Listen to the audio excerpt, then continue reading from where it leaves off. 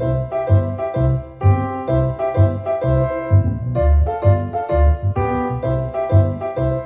everybody!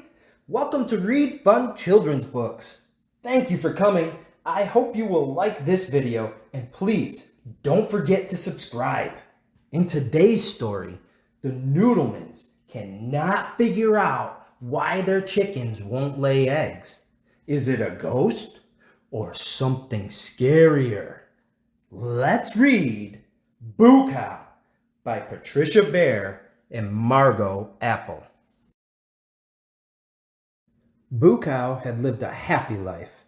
Each day after the first milking, when the eggs had been collected and the farmer had thumped open the barn doors and swung wide the gate, Molly, as she was called then, had lovingly guided the rest of the milking herd to pasture. But all that was long, long ago. Mr. and Mrs. Noodleman dreamed of being farmers. After years of saving, they packed up their apartment in the city and moved to the country. "Home sweet home," Mrs. Noodleman announced. Well, Mr. Noodleman hedged home anyway. Mrs. Noodleman set to work fixing the tractor. In time, she plowed the fields and planted seeds. Mr. Noodleman repaired the house and cleaned out the barn. He gave the henhouse a new roof and a coat of pickle green paint. Together, they fenced the chicken yard and stocked up on Super A1 top choice chicken feed. On the day a truck delivered 552 chickens, Mr. Noodleman kissed his wife on the nose. "By tomorrow," he said, "we'll be up to our eyeballs in chickens at the Chicken Noodle Farm." But in the morning, all they found was one egg on the floor, with the crack running down its side. The next day was the same. The day after that, there were no eggs at all. The Noodlemans couldn't imagine what they were doing wrong. Mr. Noodleman walked down the road to ask Farmer Hackett's advice. Farmer Hackett's eyes widened. "It's not you," he said. "It's the ghost. Every night at the stroke of 12, Boo Cow haunts your farm. The chickens must be too scared to lay eggs." Was it true? Could the farm be haunted? The Noodlemans had been too exhausted to ever stay up past 9. But that evening, they tuned in to a 6-episode marathon of famous farmers. The bedroom was eerily quiet when Mr. Noodleman turned off the television. In the hall, the grandfather clock began to gong.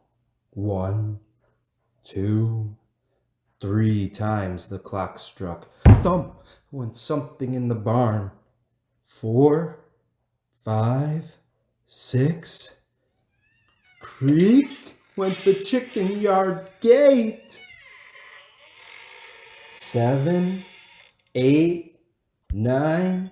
A cowbell softly tolled. Clink clunk, clink clunk.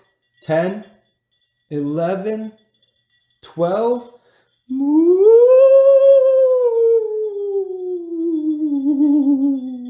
Mrs. Noodleman shrieked.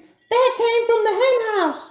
"It's no wonder the chickens don't lay eggs," said Mr. Noodleman. "We must get rid of that horrible Boo Cow." But how? Mr. Noodleman hung garlic from the chicken yard fence. Mrs. Noodleman went into town to visit a psychic. Boo Cow, tell us why you haunt the Noodleman farm," begged the lady with one earring. Boo Cow didn't answer, but each night the frightened Noodlemans heard her weird moves, and each morning there were no eggs. "We stink," Mr. Noodleman said with a stamp of his foot. 552 chickens, and we can't even eat eggs for breakfast." Mrs. Noodleman tried to make her husband feel better. "The plants are growing, Poppy, and tomorrow, by gum, you shall have your eggs.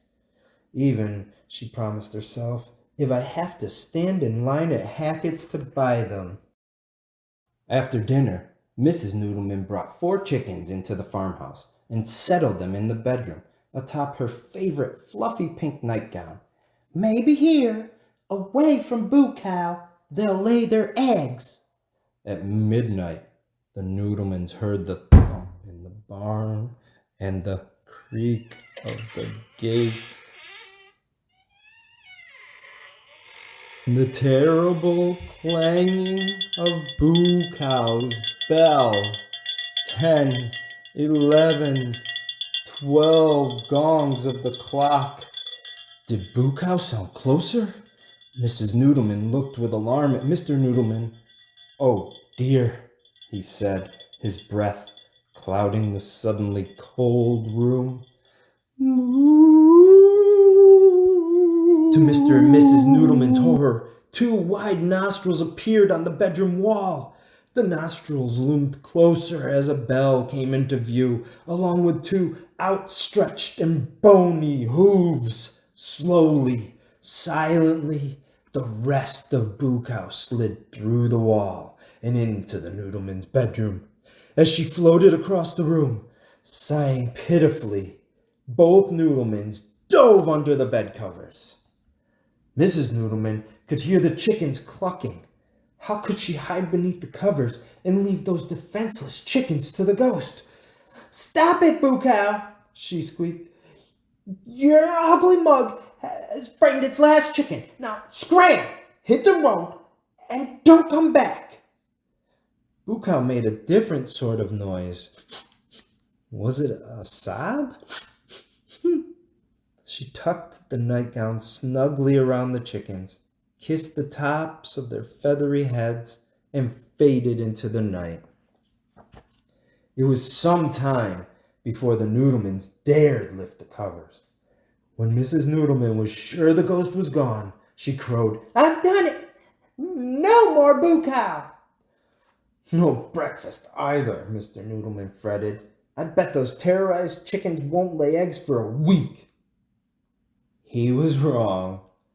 "Eggs Benedict," Mrs. Noodleman announced, presenting Mr. Noodleman with breakfast. Mr. Noodleman happily tucked a napkin under his chin. "With Boo Cow gone, we'll be running a regular egg factory. Why, we might even be as successful as Farmer Hackett someday." But he was wrong again. Even with Boo Cow banished, there were no eggs in the henhouse the next morning, or any other morning that week. Why then did the bedroom chickens continue to lay eggs? Hoping to please the henhouse chickens, Mrs. Noodleman bought every fluffy pink nightgown she could find. Mr. Noodleman indulged them with their very own television. Nothing helped. Could it be us that the bedroom chickens like? Mrs. Noodleman wondered. In the end, there was nothing to do but move the bed into the henhouse. The Noodlemans slept peacefully through midnight, undisturbed by any bovine ghost. But just before dawn, something else roused them.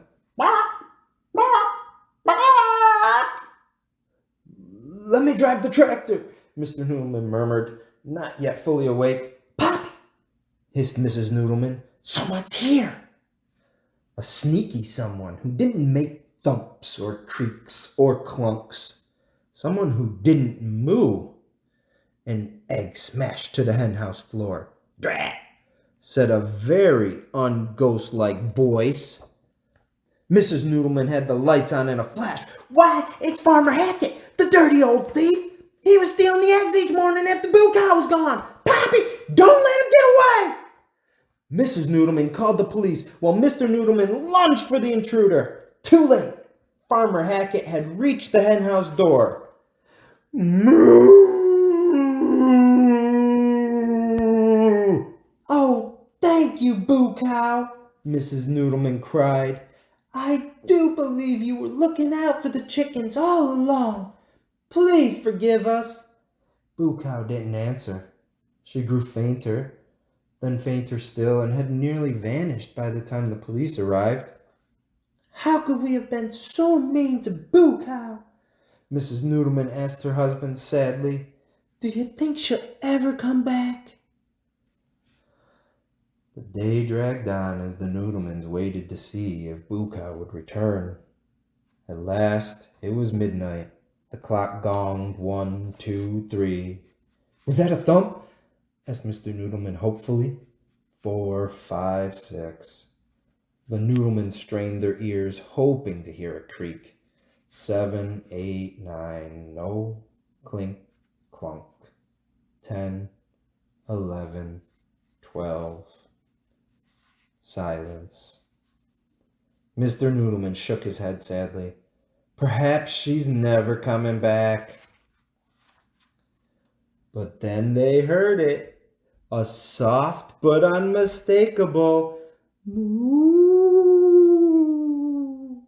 Oh, boo cow, cried Mrs. Noodleman. Welcome home.